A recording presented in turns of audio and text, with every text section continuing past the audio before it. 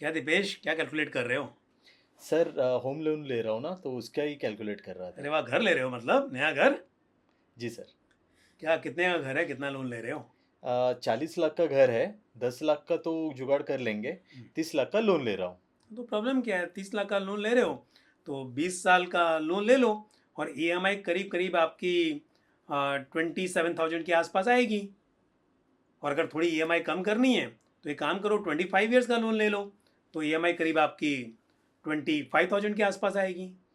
नहीं नहीं सर, 38,000 तो बहुत ज़्यादा हो जाएगा। मुझे ईएमआई चाहिए 20 से 25 हज़ार की, और लोन टेन्योर भी 10 साल तक का चाहिए।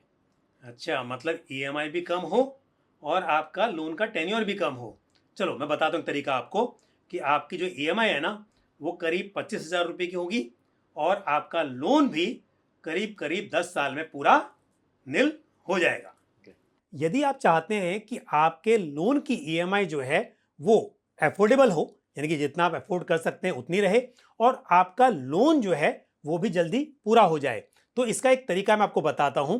आप जिस तरह से इन्वेस्टमेंट में स्टेप अप मेथड ऑप्ट करते हैं, आजकल अक्सर हम बात करते हैं कि अपने इन्वेस्टमेंट को साल दर साल आप बढ़ाते रहें, उसी तरह से आप अपने ईएमआई को भी हर साल बढ़ा सकते हैं। और यदि आप ऐसा करेंगे तो आपका लोन जल्दी पूरा हो सकता है, क्योंकि यदि आप मान लीजिए 10 साल का टर्म लेते हैं, और जैसा हम एग्जांपल ले रहे हैं 30 लाख के लोन के लिए 9% के इंटरेस्ट पर यदि 10 ईयर का टर्म हो तो ये आ रहा है 38,003 रुपीज, ये ईएमआई है। तो ये हो सकता है कि मुश्किल हो शुरुआत में इतनी ईएमआई अफोर्ड करना। और यदि आप 10 की जगह टर्म को 15 ईयर करते हैं तो ईएमआई आती है 30,428। 20 ईयर्स का यदि टेन्योर हो लोन का तो ये आ रहा है 26,992, यानी कि ईएमआई जो है वो 26,992, 27,000 पकड़ लीजिए। और यदि हम बात करें 25 ईयर्स के टेन्योर की तो ईएमआई यहां पर निकल कर आती है 25,176। ये कैलकुलेशन मैं 9% पे कर रहा हूं, क्योंकि आजकल लोन का जो इंटरेस्ट रेट है होम लोन का वो 9% के आसपास चल रहा है। और हालांकि ये फ्लोटिंग रेट लोन होते हैं, तो जो आपका रेट ऑफ इंटरेस्ट है वो समय के साथ कम और ज़्यादा होगा, लेकिन कैलकुलेशन करने के लिए कोई तो रेट पकड़ना होगा ना। तो हमने एक एवरेज 9% यहाँ पर ले लिया है, जो कि ऑलरेडी एक मतलब बड़ा हुआ रेट है। पीछे हमने देखा कि रेट ऑफ इंटरेस्ट काफ़ी कम हो गए थे। तो इसके लिए 9% का रेट यदि हम एज्यूम कर रहे हैं तो उम्मीद है कि आपका इंटरेस्ट रेट इससे बहुत ज़्यादा नहीं बढ़ेगा। बट एनीवे, तो यदि आप 25 ईयर्स का लोन लेते हैं तब ईएमआई निकल कर आ रही है करीब 25,000 की, और आप चाहते हैं कि लोन आपका रिपे हो जाए 10 ईयर्स में। तो यहां पर एक कैलकुलेशन मैंने की है, आप देख सकते हैं। यदि 30 लाख का लोन है और ईएमआई निकल कर आती है 25,176 पर मंथ, क्योंकि मैंने टेन्योर लिया है 25 ईयर्स स्टार्टिंग में।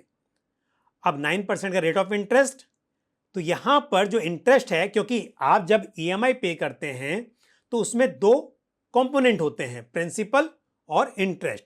तो जब फर्स्ट मंथ में आपने 25,176 की ईएमआई पे की तो उसमें से 22,500 रुपीज जाएगा सिर्फ इंटरेस्ट की तरफ, और प्रिंसिपल में जाएगा सिर्फ 2,676। और बैलेंस आप यहां पर देख सकते हैं कि 29,97,324 ये 1 मंथ के एंड में है, क्योंकि ये जो होम लोन है मंथली रिड्यूसिंग बेसिस पर आपको मिलता है।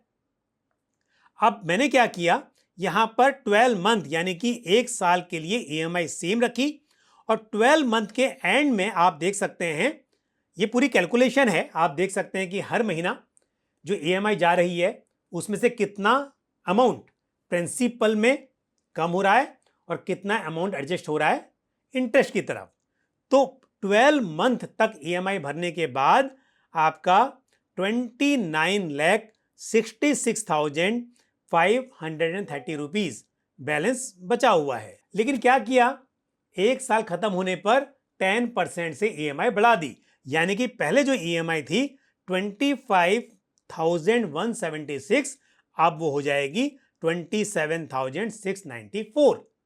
अब क्योंकि ईएमआई बढ़ गई तो अब जो आपका प्रिंसिपल अमाउंट है उसमें ज्यादा अमाउंट एडजस्ट होगा और इंटरेस्ट की तरफ कम जाएगा।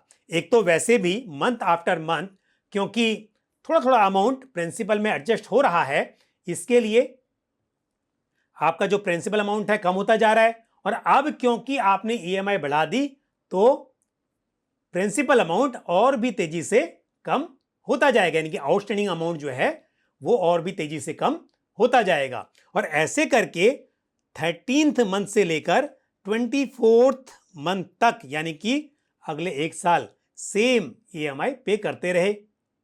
और आपने देखा कि 24 मंथ के एंड में बैलेंस बचा 28,98,431 रुपीज।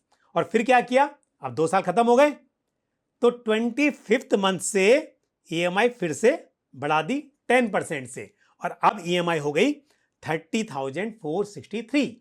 तो इस तरह से साल दर साल ईएमआई को बढ़ाते जाएंगे, यानी कि एक साल के लिए ईएमआई सेम रहेगी और एक साल खत्म होने पर फिर बढ़ेगी 10% से, फिर 2 साल खत्म होंगे, फिर जो आपके सेकेंड ईयर में ईएमआई चल रही थी उसका आप 10% और बढ़ा देंगे।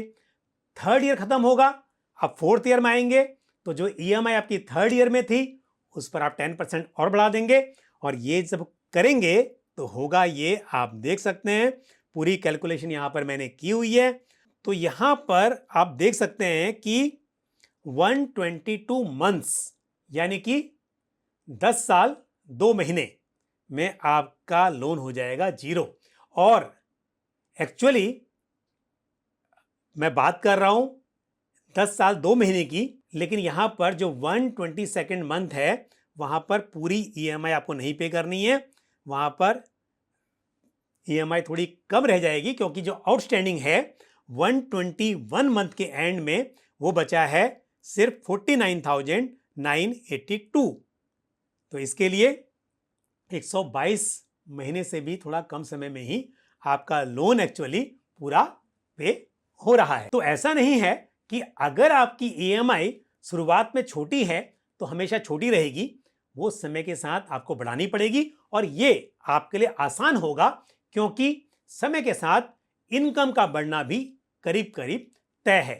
तो यदि इनकम बढ़ेगी तो आप ईएमआई भी बढ़ा सकते हैं, आप इजीली बढ़ी हुई ईएमआई को अफोर्ड कर सकते हैं। और ईएमआई बढ़ाना बहुत मुश्किल नहीं है, आप सिंपली यदि अपने बैंक को या फाइनेंशियल इंस्टीट्यूशन को जहां से भी आपने लोन लिया है आप ईमेल करते हैं तो अधिकतर बैंक्स या हाउसिंग फाइनेंस कंपनीज ईमेल के ऊपर ही आपकी रिक्वेस्ट ले लेती हैं और ईएमआई रिवाइज कर देती हैं। अदरवाइज ज्यादा से ज्यादा क्या होगा, आपको ब्रांच विजिट करनी होगी, आप ब्रांच में जाकर ईएमआई चेंज करवा सकते हैं, रिवाइज करवा सकते हैं।